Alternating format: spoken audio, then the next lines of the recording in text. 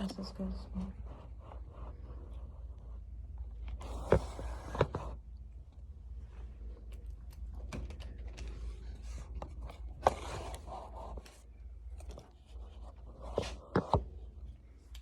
Good morning.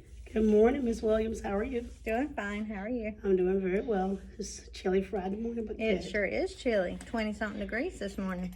Absolutely. Well, this is the post-conference to your observation on Tuesday of your math lesson on measurement or the cube unit. Mm-hmm. So before I get into talking about the observation itself, I just like to ask you, in reflecting on what were your thoughts about your lesson, that math lesson? Okay. Of course, they were very active. Dealing with manipulatives, they usually are active, but like I had told you in our pre-conference, I did get them to manipulate them before the lesson. We didn't have recess that day because of the rain, and so they did get to play with them, so they got used to them. Looking back at it, but also it's been told what I've been required to do by the learning walk, all aspects. It was a lot in that lesson. We did a lot of different activities. So if I were to do it again, and I will in future years, I probably would leave out one of the pre-activities, even though that's what the district says that they want every part, but I just think it's a lot in there. It was a lot of transition, and so with my group of 26, I just think that added to some of the chaos that they had. I think they did have learning, and I think learning went on, but I just think in a future lesson I probably would leave out one of those components. Okay. So based on the pre-conference, you said the lesson would be on measurement, which is you're going to introduce the centimeter cube, and that you would have the centimeter cubes that they could get familiar with, and so you did that. You talked about we talked about the relevancy, how you was going to connect what they were learning today and the relevancy of that. And so you did that with the measurement, looking at everyday item objects.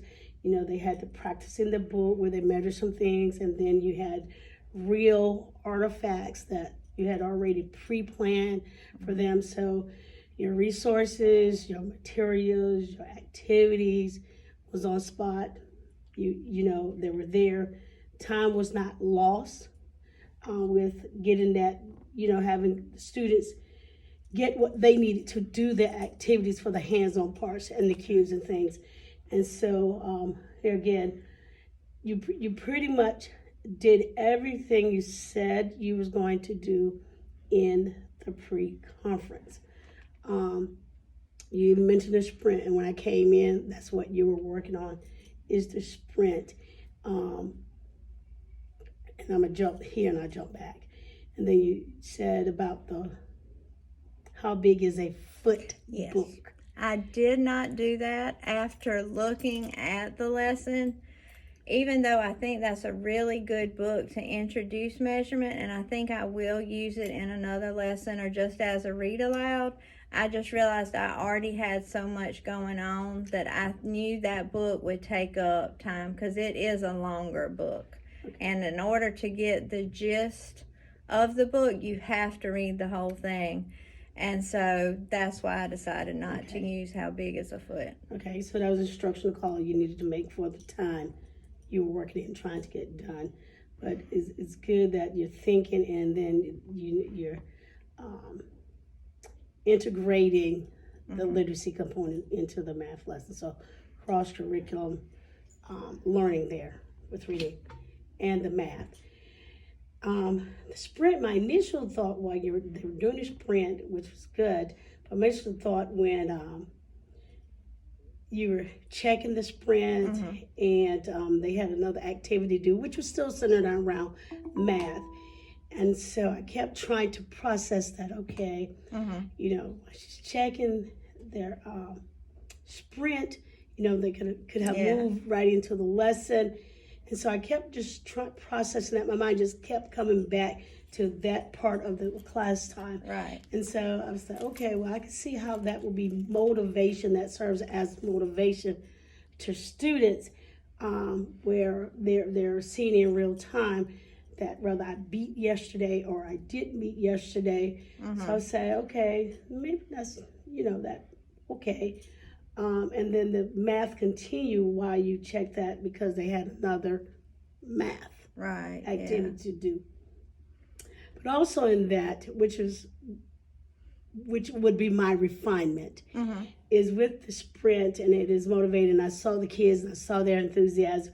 I would just wonder how would it have the same effect if, let's just say, they did it, and I know they've gotten used to, I want to know right now, so that may be hard to pull back from. So my thought was, okay, if they did it and that you checked it like that afternoon, and you gave it back to them at the start of the class and let them look at it right before they got started, would it carry the same excitement, motivation, enthusiasm? I don't know. But like I said, that would be my one of my refinements. How about that? Okay. So just a thought, and I don't know, like I said, that's what they expect, and they get super excited. Right. And they are trying. Yeah. So tell me about some of your students. And I've been in here a couple of times, and this is recording, so I'm gonna have to put that.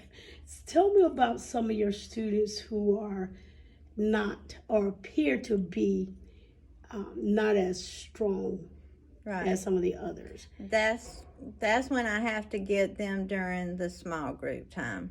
And see, our math time is from the 11:55, 12 o'clock to 1, and then small group time is 1 to 1:40. And so when they were doing their last activity, that's when I could really see, which I could tell during the lesson too, there were a few, that were sitting over here that they have a hard time staying on task anyway and doing things. I wish I have actually moved one of them to a table and moved somebody away from a table because of the amount of space in here, so maybe she can get a little extra help with people at her table, so that they can help. But I just have to try as hard as I can to get them when it's small group time. And also, Miss Wright has been very generous to be pulling 2 of the students to help them because they are really, really behind. And so she pulls them and works with them several days a week.